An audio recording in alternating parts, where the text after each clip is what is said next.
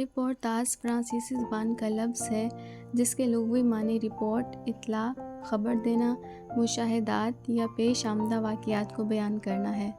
اصطلاح میں رپورٹاز سے مراد کسی سفر، واقعے یا مشاہدے کو اس انداز سے بیان کرنا کہ اس میں داخلی اور خارجی دونوں عناصر کار فرما ہوں اور مصنف کا نقطہ نظر بھی شامل ہو۔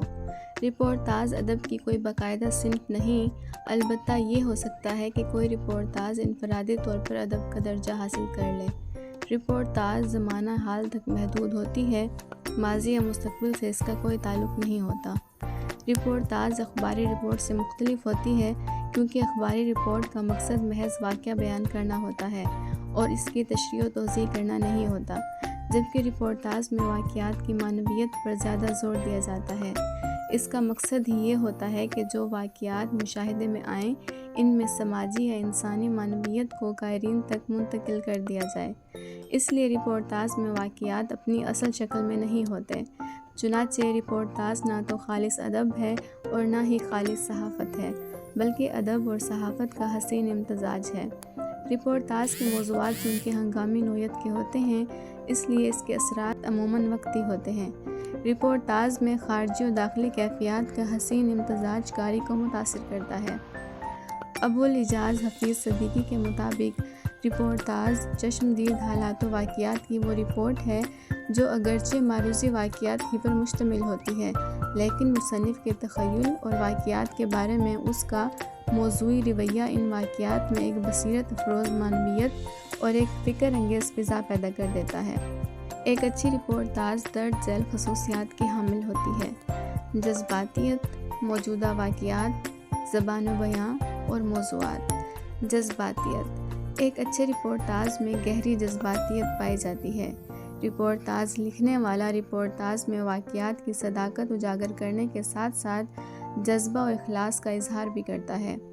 موجودہ واقعات: رپورٹاز کا تعلق موجودہ اور حالیہ واقعات سے ہوتا ہے، ماضی یا مستقبل کے واقعات کو اس میں پیش نہیں کیا جاتا، یعنی رپورٹاز کا تعلق زمانہ حال سے ہوتا ہے، اس کا تعلق ماضی اور مستقبل سے نہیں ہوتا۔ زبان و بیان: رپورٹاز لکھنے کا ایک خاص انداز ہوتا ہے، کسی واقعے یا واقعات کو دلچسپ انداز میں تحریر کیا جاتا ہے۔ رپورٹاز میں معلومات اور معنویت زیادہ اور ادبی چاشنی کم ہوتی ہے۔ تخیل اور مبالغہ آرائی کی بجائے صداقت رپورٹاز کا بنیادی وصف ہے۔ ڈاکٹر اعجاز حسین لکھتے ہیں، رپورٹاز لکھنے والے ادیب کو ذاتی مشاہدے کے علاوہ ایک واضح سیاسی اور سماجی نقطہ نظر، مورخ کا قلم، ادیب کا دماغ اور مصور کی نظر بھی درکار ہوتی ہے۔ موضوعات: رپورٹاز کے مختلف موضوعات ہو سکتے ہیں، دیگر نثری اصناف کی طرح اس کے بھی وسیع موضوعات ہیں۔ رپورٹاز کا تعلق براہ راست سماج سے ہے، لہٰذا یہ سماجی شعور میں اضافے کا سبب بنتا ہے۔ اردو میں عام طور پر رپورٹاز کے بنیادی موضوعات درج ذیل ہیں: ہنگامے اور فسادات، انفرادی اور اجتماعی حادثات، قحط سالی اور اس کے اثرات، سفر اور اس کی جزیات، ادبی تقریبات کی رداد، جنگ اور اس کی تباہ کاریاں۔ اردو کے چند رپورٹاز نگار اور ان کی نمائندہ رپورٹاز درج ذیل ہیں۔